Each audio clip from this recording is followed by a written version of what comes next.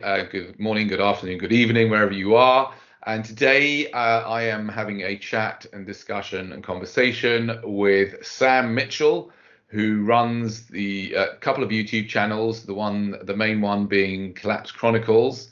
Can you tell us just very briefly a bit about that and about what you describe as the doomosphere? Well, there's a question that's taken me 10 years to try to answer so far. Well, Collapse Chronicles, I think it's pretty straightforward. What I do on my channel is I chronicle the collapse of global industrial civilization and the planet. That's what I do. Is chronicle the collapse because I think it's the single biggest story in the history of humanity. And I think it's just something interesting to talk about. People ask me why I do this. I just think the collapse of global industrial civilization, the planet, and the possible extinction of the human race is something. It personally interests me, and there's a tiny few people that seem to agree with me, and so we are sometimes, and I own it, we are sometimes labeled doomers. Usually that's a pejorative term. I don't think I'm not insulted to be called a doomer at all. I am a proud, unapologetic, unrepentant doomer. And so this rabbit hole, it's my channel, and there's about a dozen of us. I don't know. You're batting up against it with your channel. You're not quite down as deep in the hole as we are. It's just a collection of people who understand this knowledge with a capital K and this truth with a capital T, that we're out of here. The sooner the better. And just anyone interested in this conversation can come down here and have this conversation with us. Okay, what we're doing right now. Okay. Welcome to the Doomosphere. Thank you. Welcome everyone to the Doomosphere. Let's go straight for the whole anti-natalist idea. As you know, and the people that watch my channel know, I am the father of 3 children, and really only maybe 2-3 years ago did I come across the ideas of antinatalism. Until then, I had been brought up in a very, very pro-natalist environment. I was brought up in an Orthodox Jewish home, and I literally did not know anybody who had chosen not to reproduce. I understand that you were such a person, and I'm going to come to that in a moment. And so I just did what everyone did, just like wearing trousers or going to the shops. Or not wearing trousers in this case. Yes. I just created children. And it amazes me as I look back that even with the internet, and even with the internet, and even with my place on it, which is, I was questioning, almost everything in society. It still took 50 years for me to even come across these ideas. I do have a theory as to why that is, and maybe you might want to have a stab at that. But so I came across these ideas, and as a parent, it's a continuing challenge, really, to I'm in close relationship with all my children, and I care about them deeply, but I'm one of the only people that I know that does not want them to reproduce. Have they yet? Do you No, have grandchildren yet? not yet. And But you are campaigning with them not to bring you grandchildren. Well, good for you, brother. That's the most you can do at this point. it's the most I can do. And having said that, no, it's not the most I can do. It's the most I can do with them. Yeah, But yeah. yeah, but it's not. But it's not the most I can do in the world. And I basically, it's kind of bizarre. And I've said this in some of the other interviews that I've kind of found a new, almost a new meaning for my life as it goes on, because I think that if I can prevent even one person from bringing just one child into existence, then I think that that's of great value, because I will have saved that child, I would have saved that child's parents, I would have saved the environment, I would have saved animals. In theory, a lot of unnecessary harm. So I would like to just ask you, as someone who's not reproduced, who is not, in the pejorative term that you use, breeder, which is completely fair enough. When did you first realize that? When did you first realize that breeding was a problem? How did you come? Yeah. Well, before I get into this, I just want, I hope this doesn't harsh or mellow here, Danny. Now, you understand that my channel and what I'm about, there's a thin line between being an anti-natalist and an overpopulation activist. There's a hell of a lot of overlap. But I just want to make it clear for the record, Collapse Chronicles is more my number one issue that I talk about is overpopulation. Now, the best way to prevent overpopulation is not to populate. So clearly there's an overlap, but I personally am not as much of a quote anti-natalist from a philosophical point of view. Now, from my own personal, my decision, it's like so many other people that I've interviewed who don't have kids. I knew when I was 10 years old, I was never having kids. And I was fortunate enough at the age of 22, amazingly, to find a doctor willing to give a vasectomy to a 22-year-old who had no children. And the secret to it, guys, is go to the Women's Reproductive Health Center. That's the ticket. You go over as a male, you go over to the gynecologist, and it's much easier. That was the final breakthrough. It was the Women's Reproductive Health Center who gave me my vasectomy at age 22, interestingly enough, which is a whole nother story, which we're not going to get into about the actual vasectomy. But I knew all along. So my interest, 90% of my interest as a 22-year-old male was, I just knew it didn't work for me. It wasn't going to fit my lifestyle. I did not want the inconvenience of having children. I am flabbergasted why anybody would want to do this to themselves. I don't understand it anymore at age, I'm 60 now. I don't understand it anymore at age 60 than I did at age 10, why anyone would essentially put themselves in prison for 18, 22, 30 years, whatever. I am the bottom of five. I'm number 5 of 5 children. I'm number 13 of 13 grandchildren. I'm number 39 of 39 cousins. I am the baby of the baby of the baby of the family. I never had babies in my life. I was never exposed. I have never changed a diaper since the day, I'm going to have that on my tombstone, he died not knowing how to change it. I've never done it. And I think I can say I never will. That might have had be part of it simply because I had zero exposure to babies. And I was the baby. So I don't know if that played into it or not, if that had something to do with it.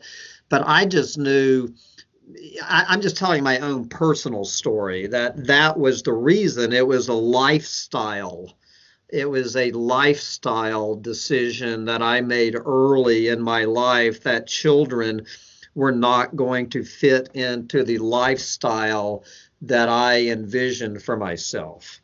Now, that said, even in a young age, I was always consider myself, quote, an environmentalist. I mean, I was reading Audubon magazine.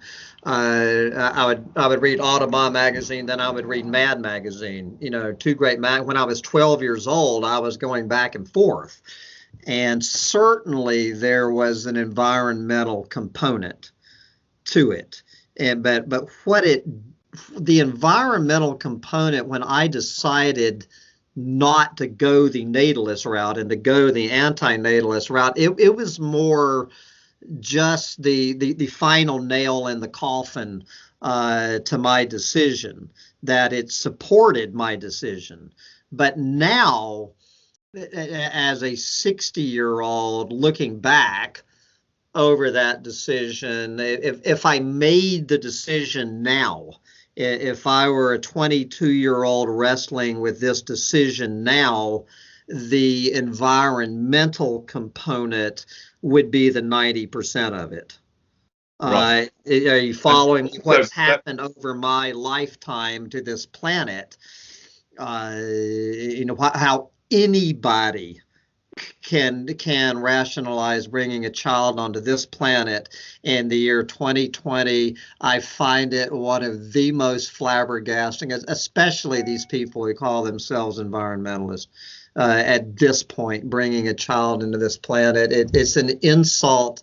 It's an insult to my intelligence, and it's an insult to this planet. And so now it's virtually all environmental. I don't give a damn about your opinion of children or not. It's your opinion of this planet.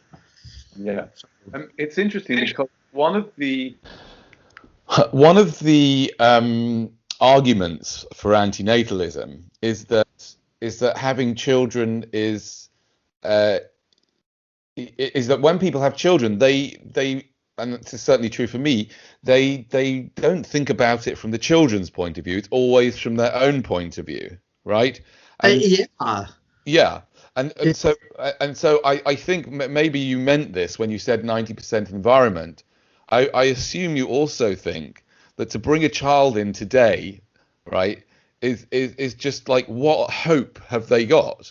In terms of what we've got coming to us well, in the next. they're completely clueless and deluded. It is the most clueless thing you can do, and I'm not going to sit here and name the usual names, but we all know. I mean, some of the big shots out there. I would just go off on on an ad hominem attack against these people, but I mean, there's some big name environmentalists bringing children onto this planet this Like year. who? Like who? Why don't you name them? Oh, as I say, it just gets me going. Well, I will simply use David Wallace Wells as one name. Absolutely indefensible for that man. Absolutely indefensible. Royce Scranton.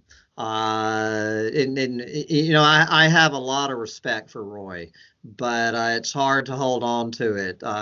One of my all-time heroes for people who listen to me on Collapse Chronicles, Rhett Butler. I don't know if you know, and Rhett, I can't imagine Rhett's listening to this, but Rhett, come on, brother. He's who Rhett is the head of mangabay.com, the number one guy, the single greatest environmental news organization on this planet, who spends his entire life cataloging more than anybody else on this planet how this planet is doomed. And for Rhett Butler to bring a child at age 42, no less. How about Paul Watson, the Sea Shepherd at 64-year-old man, Paul Watson, the captain of the Sea Shepherds, bringing a child into this planet 4 years ago at age 60. What was that man thinking? Chris Hedges, for God's sake. He's up to 3 or 4 now. Chris Hedges, who once wrote an article about how overpopulation is the single biggest threat to this planet when he had 2 kids. What did he do? He went on. I think the number 4 was adopted, so that's okay. I'll give Chris a pass on that one. But anyway, I could go down this sad list, and I feel I'm almost personally wounded when I hear one of my heroes, these people who I feature on my channel and whatnot, they can't use the excuse that quote you just used, or that Terry Spar. I don't know if I just interviewed Terry last week from Earth Overshoot. He has 3 children.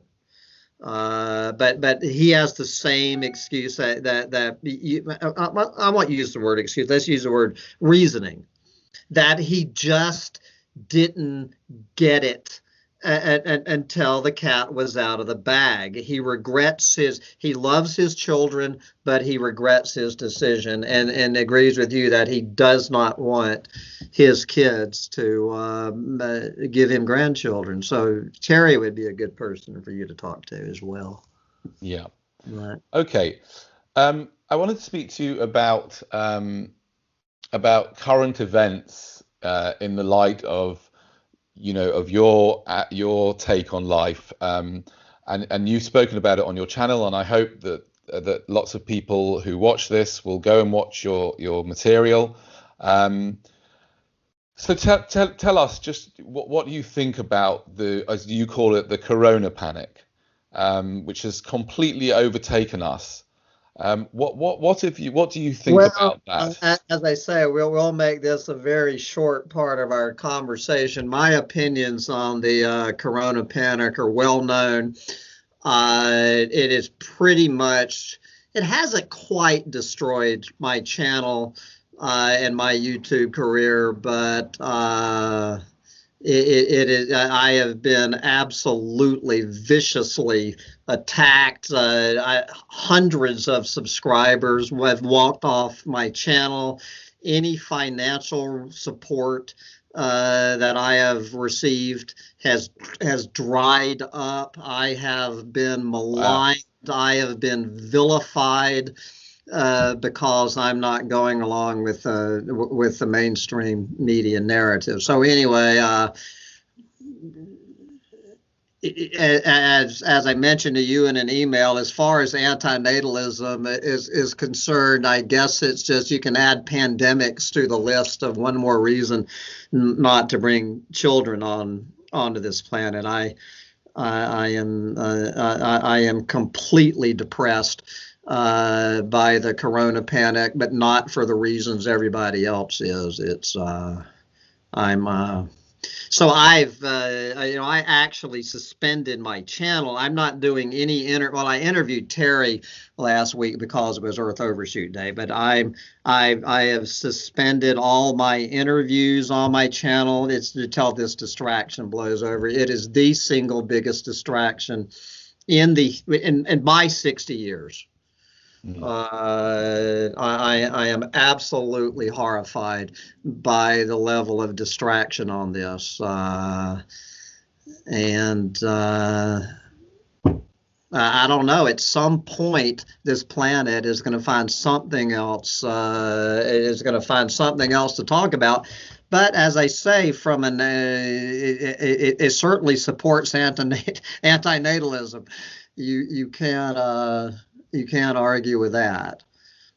Okay, can you share with us I remember that one of the interviews you've done fairly recently, it was with somebody who came up with 10 serious threats to civilization that were, more severe than corona panic. Yeah. Can you share some of those with us? 10 threats that are Well, more. it doesn't have to be 10, but I mean, some of the, in other It, words, you're saying it's a distraction, yeah? And what I want you to do is to share a little bit with the viewers. What's it a distraction from? What are the real things that are? it is a distraction from the single biggest story in the history of the human race, we are going down the tubes. Certainly, the society, civilization, and most importantly to me, this planet. And since this whole corona panic came up, as you know as well as I do, environmental news on the mainstream media, particularly, has disappeared. It hasn't been pushed to the back burner. It's nowhere in the kitchen anymore. That environmental news has completely been destroyed over this distraction. That it's all about the humans, all about, as I say, is one more saber-toothed tiger outside the cave door. Deal with it, people. Deal with it, and get back to talking about the things we need to be talking about. This planet is going down the tubes, and all of this crap. It's just. It's just really depressing, Danny. Just how this has become the only subject on this planet. Okay, so let's talk about some of the other things. Let's talk about some of the other things. What would you? I mean, There's one thing. It's overpopulation. It's overpopulation. You can do the thing. It's the two-headed snake. It's overpopulation and it's overconsumption. But a person who is never born has an ecological footprint of zero. And they will never pass on their ecological footprint. I don't and a person who is born, and a person, don't forget that the person who is born, that's just the beginning of their ecological footprint. yeah. Yeah, just them, and if someone's born in the West, that person is going to have a huge ecological footprint, and the chances are that they're going to give birth to more people who are going to have a huge ecological footprint. Well, this is on Collapse Chronicles. I have a try to have a clean mouth. This is NSS. I guess no shit, Sherlock. That overconsumption in the West. I mean, duh.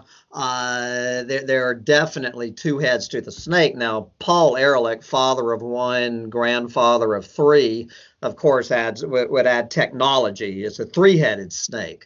But as I say, it's the overpopulation. It just gets down to, as I was saying, someone who's never born has an ecological footprint of 0, 0, 0. So every single environment, every one, bar none, every single environmental problem on this planet, if you don't want to use the word overpopulation, it's humans.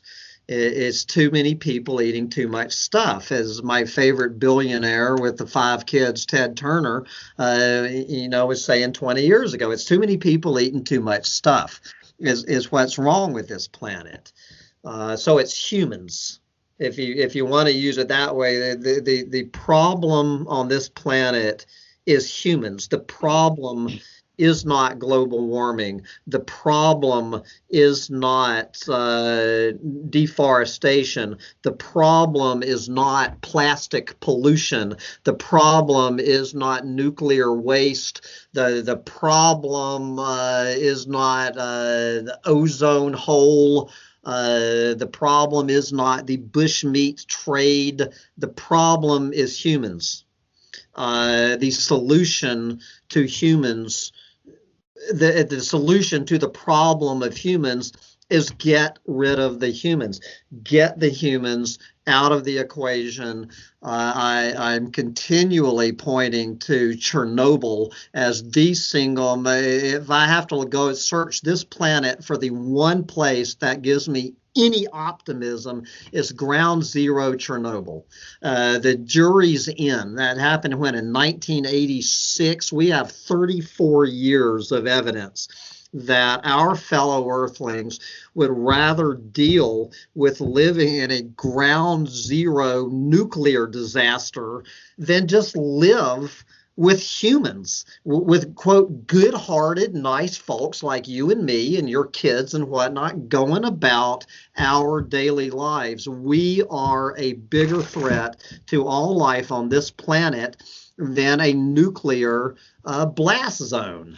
As I said, the jury's in on this, and it's forming over there in Fukushima. The wildlife coming back over there where there hadn't been wildlife. It's in the Korean DMZ.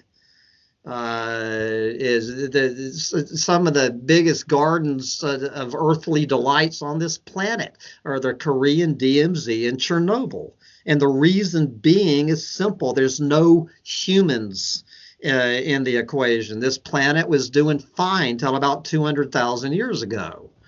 And things started slipping up. And then, of course, I would say 10,000, hell, I'd say 50,000 years ago, things started really going downhill. 10,000, you know what I'm saying. But over just in my lifetime, I was born right at the very end of 1959. So call it January 1st, 1960 for all intents and purposes. What has happened on this planet since I have been born is pretty much all the damage we have created going all the way back. And I don't know if you listened to my interview with good Lord, Tim Garrett from University of Utah. That interview I had with him about this time last year, he probably got through to me, Danny. If you listen to any interview of mine that I've had, listen to that one with Tim Garrett. It's not about anti-natalism, but as he was explaining, over the next 30 years, between now and 2050, humans are going to inflict as much damage. The human enterprise, don't you love that term? The human enterprise. Enterprise is not quite the word I have for it. The human enterprise is going to do as much damage between now and 2050 as we have done since 1750. It's going to double. It's a combination. What he was talking about is that, you have the overpopulation, but the growth in consumption and all of that stuff, the human enterprise, the economy, the consumptive economy, I think is it 7 or 17 times the growth rate of the actual population. And when you when you graph it out into the future on the same trajectory, it's going to double. And then it's going to double again between 2050 and 2070. And as Tim said, it can't happen. It can't happen. The planet cannot absorb what we are doing to it in the next 30 years. Something is going to break. He's a physicist, and by the laws of physics, this planet is not going to survive the human enterprise. There is going to be a major catastrophic collapse. And it ain't going to be this little pansy coronavirus. That is, you take everything and then this coronavirus and you multiply it, This is barely going to be a historic footnote if there's any history books written in the year 2100 about what happened in the 21st century. Well, let me tell you where Corona panic is going to show up. This thing is going down. And so the anti-natalism argument, grows stronger by the day. And I'm talking, what you hear in the doomosphere, bringing a child into this planet is committing child abuse. The children being born in the U.S. are probably going to be the last ones to see it. But any child born in 2020 has an overwhelming chance of witnessing suffering and probably dying some horrific death. It's so that angle does get bigger every day if you don't want to use the environmental angle.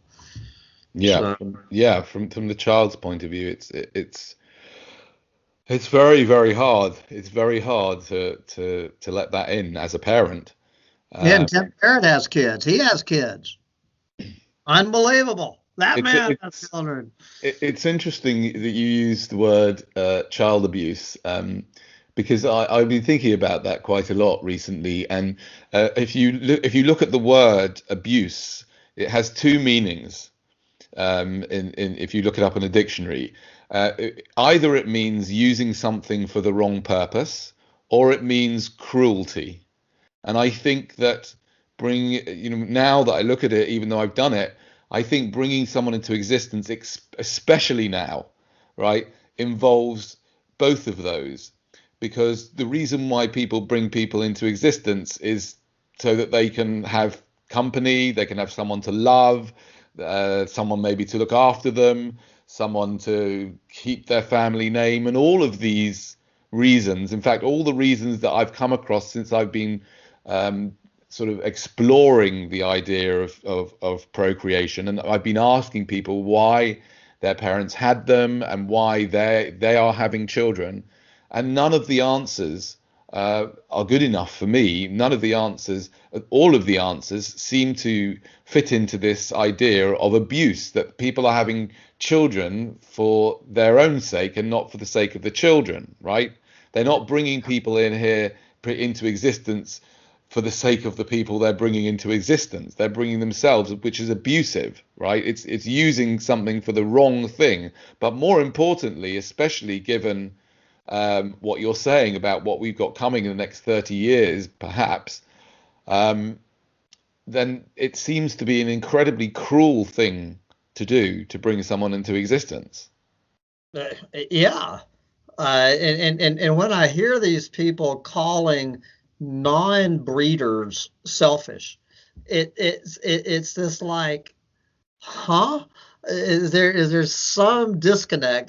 Breeding is I'm a student of Carlos Castaneda and Don Juan Matus. Don Juan, although I think he is a fictional character, even though the character of Don Juan had children, he said that having children was the single most self-important thing you can do, bringing little genetic carbon copies of yourself into the world. It is the single most selfish act that and for someone with kids to honestly look at me and say I am selfish, I guess their logic is because I didn't want a child interrupting my freedom-loving lifestyle. I guess that's their logic.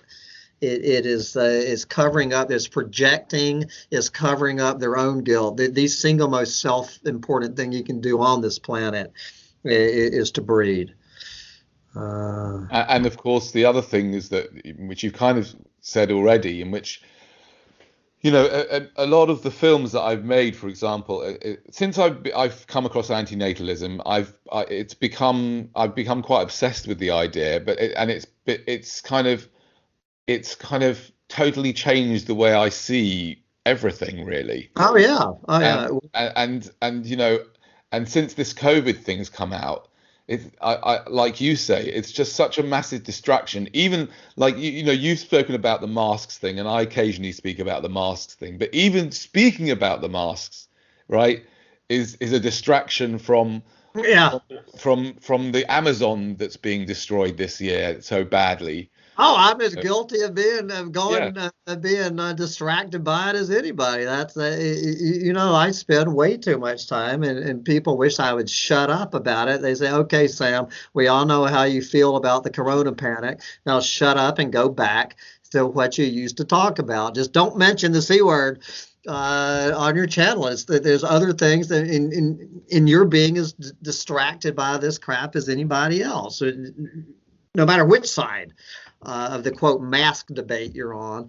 I wish I could, but it just I'm playing right into their hands, brother, right into their, and that's one thing that makes me so depressed about it. That I'm getting snookered by this as much as anybody, by how much of my energy I let this, but it's just so hard to avoid.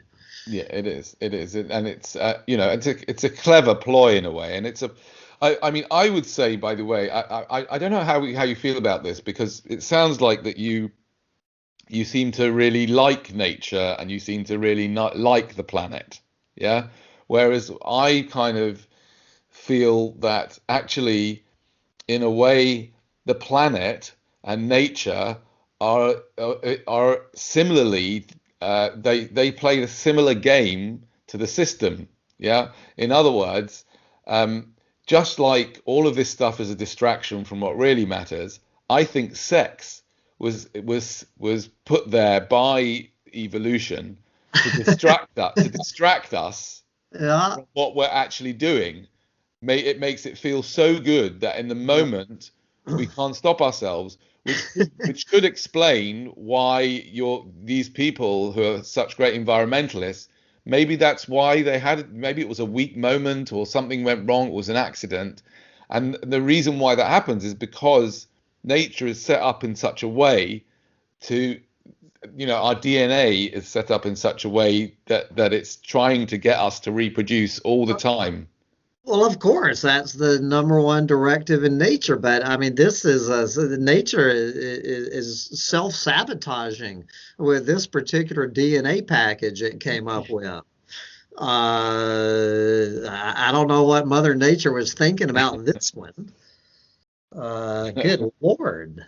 So But there's basically, plenty of ways to have an orgasm without getting somebody pregnant. So we don't need to go. We don't need to open it. We can go to other channels for that. um, just one last thing. I mean, basically, just to sort of to say what you've been saying in sort of different words when you were saying before about that it's a human problem.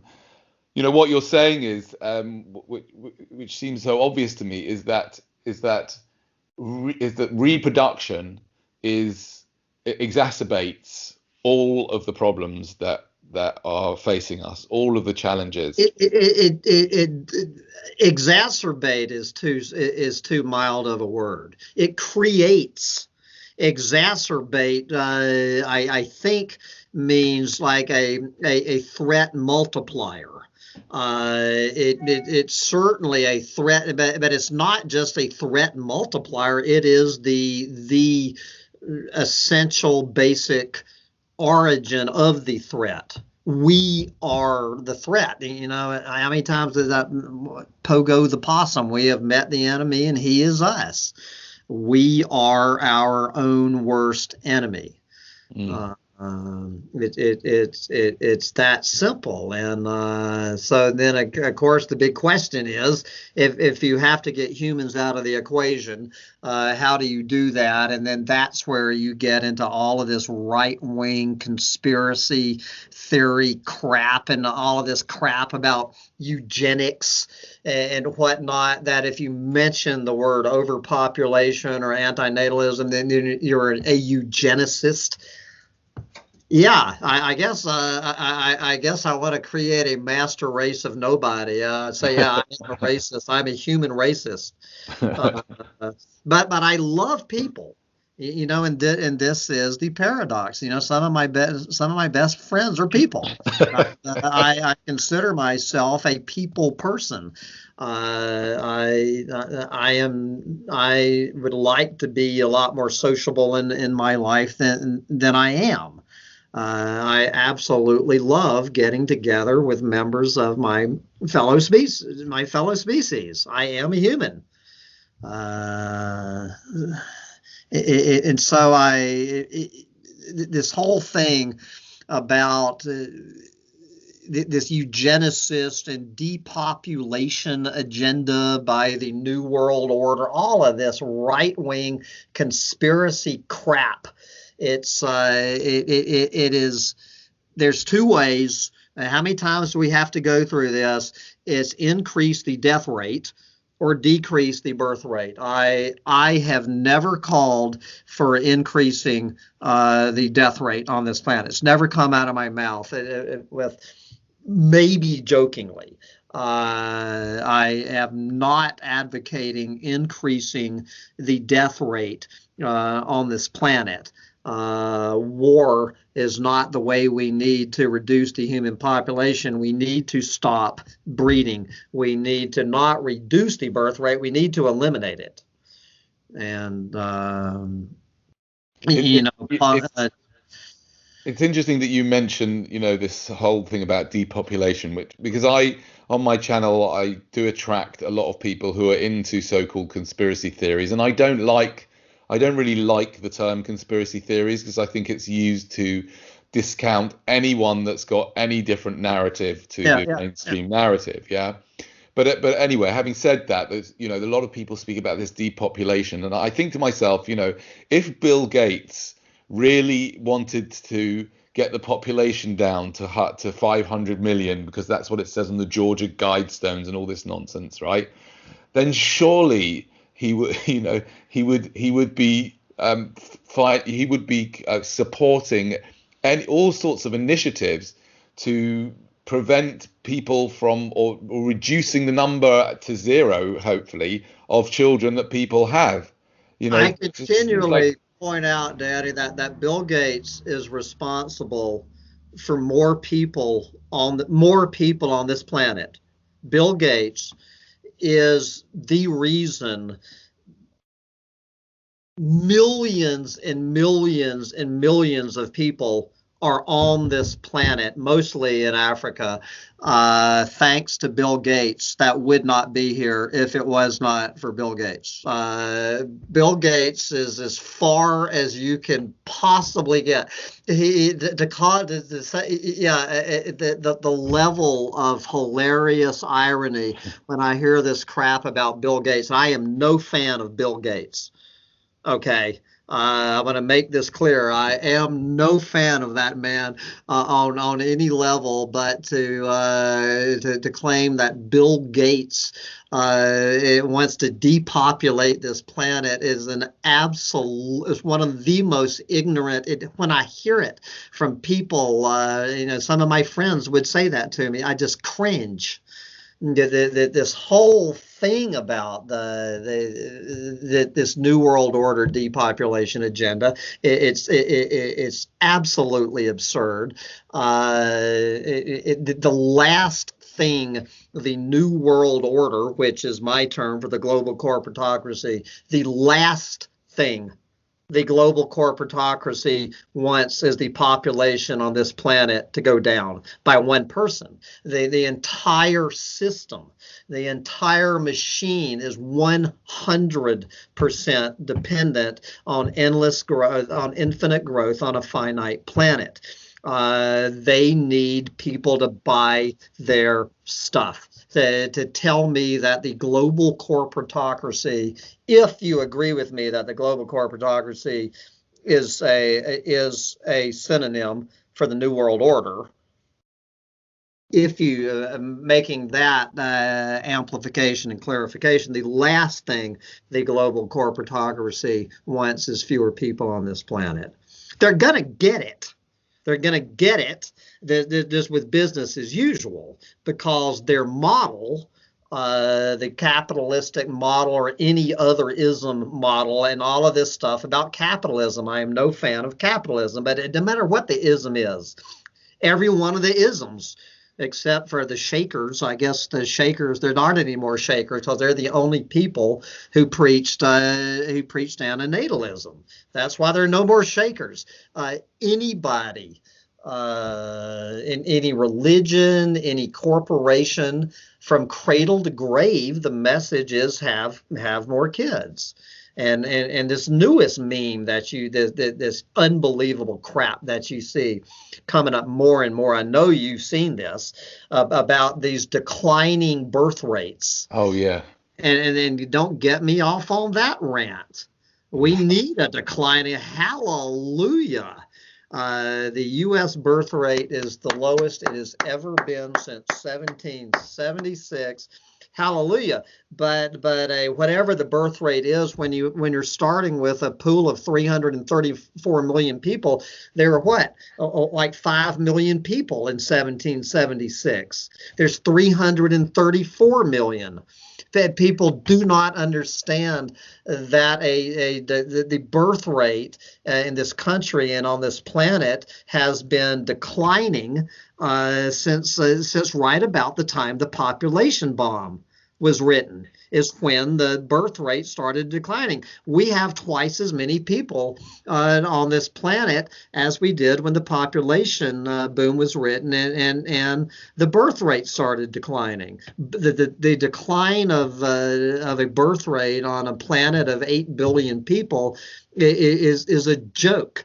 Taking the birth rate from whatever 3 to 1, 1.8 or whatever it is. We need a birth rate of 0, and we need it now. And more people in the doomosphere are telling me, at least privately, is Sam, it's just the people who are already here now are going to take this planet down, because we're already here. As Tim Garrett says, the people who are here now, if we don't add one more human, and with each passing day, I'm joining that camp. I am not joining the camp that we need to start killing people.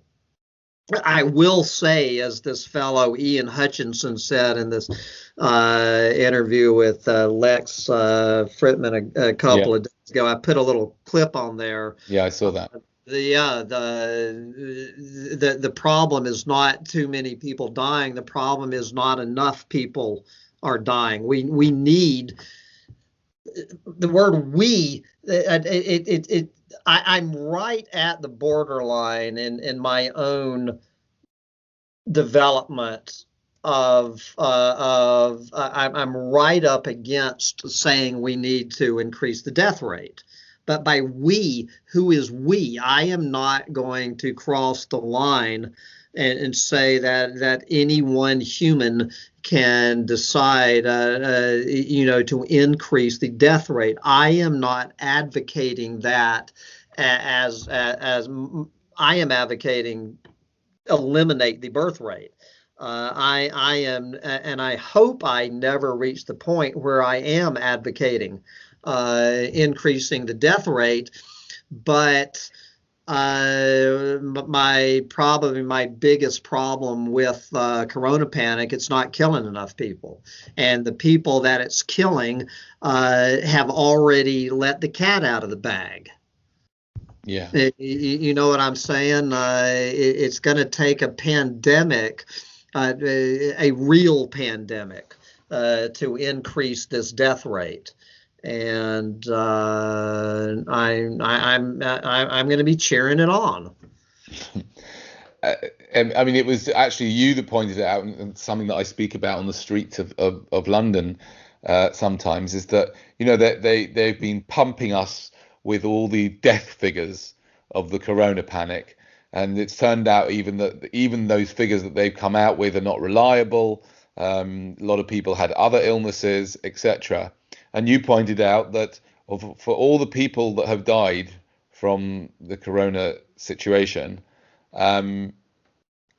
they were replaced in, Yeah, I mean, in days, yeah. 360,000 Well, it's net pregnancies. 270. What's Call it a that? quarter million. It's net 270,000, Yeah, 250. So every 4 days, 1 million people hit 1 million new people hit this planet. Just for a pandemic to keep up with that. 250,000 more people every single day would have to die just to keep up to make to bring it into balance, to bring births and deaths into balance. Would mean that a real pandemic has to take out 250,000 people a day just to keep up, and I think one is coming. But even and so I am just people listening to this. I can that you're going to get all just even if you run this interview, you're going to get all kinds of hell from running this interview with me. Oh, that guy, that eugenicist, that New World Order. I don't know if you Google my name, if it still comes up that I am a counter intel pro disseminating New World Order depopulation agenda propaganda. That's exactly what I'm doing. I am disseminating every bit of depopulation propaganda that I can disseminate. I will work for the New World Order for free, but nobody in the New World Order wants to hire me. They want to shut me up, and anybody like me. What do you think of, I mean, just one last thing before we finish up, and that is a couple of last things. Since we're talking to ourselves, this is just the two of us at this point. Um, and that is like I every so often when I talk about this sort of stuff, people come on Facebook and they say, "Oh, this is this overpopulation nonsense. It's not that, there's no overpopulation. We're just not sharing the stuff fairly, and everyone in the world could fit into some Okay. state if they." Yeah. I wish we would put every human being on this planet in the great state of Texas. I'm all for that. Shove them into Texas. Every damn one of them. I got my ass out of Texas. I want every human being on this planet to move to Texas right now. And that would take care of the overpopulation, anti-natalism, just like that. And one day, if we could get this entire planet, like all of those conspiracy wackos, move to Texas. If you want to live in Texas, go to Texas, and I hope you're happy for the rest of your life, and take everyone on the planet with you on your way out.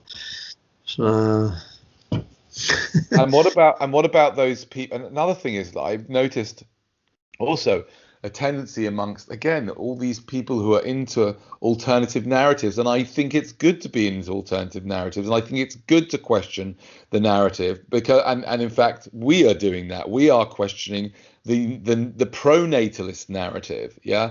But again, I find that there are many people who question man-made climate change, and they're questioning that. What do you think about that?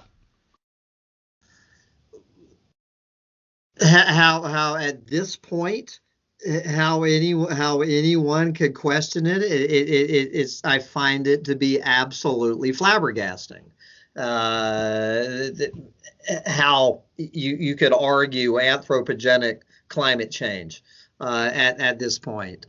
But of course, since I question the mainstream media corona panic narrative, then obviously I am a climate change denier, because anybody who would question the corona panic narrative obviously questions climate change and I guess overpopulation, or anything else with enough scientific research to back it up, and look out your window. It just floors me what that's all about. But as I say, whenever I hear the term anthropogenic climate change, I'm hearing anthropogenic more than I'm hearing climate change. It's anthropogenic everything. That's Yeah. what I don't understand. They've put that word in front of climate change. But I want to hear, I want to hear that word anthropogenic every time you say deforestation. Anthropogenic deforestation, Yeah. anthropogenic plastic pollution, anthropogenic, anything. If we just trained ourselves, we've trained ourselves a little bit to understand that climate change is anthropogenic. Its genesis is in humans. If we would just start training ourselves to put the word, but have you ever seen the term anthropogenic deforestation in the mainstream media? No. You never will. You never will. Okay, I'm going to just I'd like to just finish it off by asking you. I mean, you are a doomer, so there's not going to be any hopium here, as we call it in the doomer world, in this conversation. So sorry about that, guys. There's no happy not going to be a happy ending here. But what would your message be to the people that are watching this? I mean, what are we meant to do? Yeah, what would Well, you? for the obviously the message to anybody listening to this who is still biologically capable of having children, fix that. That is the number one message to anybody who still can breed. You need to literally fix it where you cannot breed. There of course there's that message, and then the only message that I end, but since Corona panic, as I was saying on that my interview with Michael Dowd recently, it's getting harder for me to say this. Is get out there and enjoy it while you still can. That is the only thing. While before this house of cards comes down, you need to devote your life to maximizing your enjoyment of what this beautiful planet has to offer. That's my only advice. It's the only advice that you can have, is get out there and enjoy it while you still can. Because any day, this could come down on so many levels. I mean, the ice is so thin that the metaphor of what's going on up there in the Arctic. The ice isn't just thin in the Arctic. We're on thin ice here, people, and we can go crashing through any day. Before it all comes crashing down, get out there and enjoy it while you still can, guys. I have nothing more to advise you, and for God's sake, don't have kids. But of course, people down in the doomosphere, the vast majority of people coming into this knowledge are, I didn't hit it really till I was 50 myself. So that message is going to be too little too late. So we need to get this message out to the youngsters, but they're too busy on their damn TikTok and whatnot to listen to a bunch of crazy old farts. Imagine. Let's be real, brother. How many 18-year-olds stumbling on this would listen to these two deluded old farts for more than 3 minutes? That's true. Yeah, I do. Well, thank you very much. It's been really enjoyable to talk to you, even though you are a doomer. I hope we can talk again sometime. And I recommend to anybody watching this to have a look at your channel and watch some of the information. It's very informative. If it's not great news. If you want happy endings, don't go to his channel. Not much hopium on a channel called Collapse Chronicles. Well, if I ever do start up my interviews again, if we ever get out of this distraction, I will certainly have to bring you on my show as well. And after we Right. come out the other side of this, brother. But it's been fun. I'm going to go enjoy a BLT sandwich now. Oh yes, so we won't talk about No, we won't get into that. it. It's I got organic tomatoes on this side of me. I got organic lettuce on this side of me, but I've got a a factory farmed pig with my name on it in the refrigerator. So we won't open all of that up this time. All right. Bye. See ya. It's been fun, brother. It's been fun. Bye. See ya. Bye.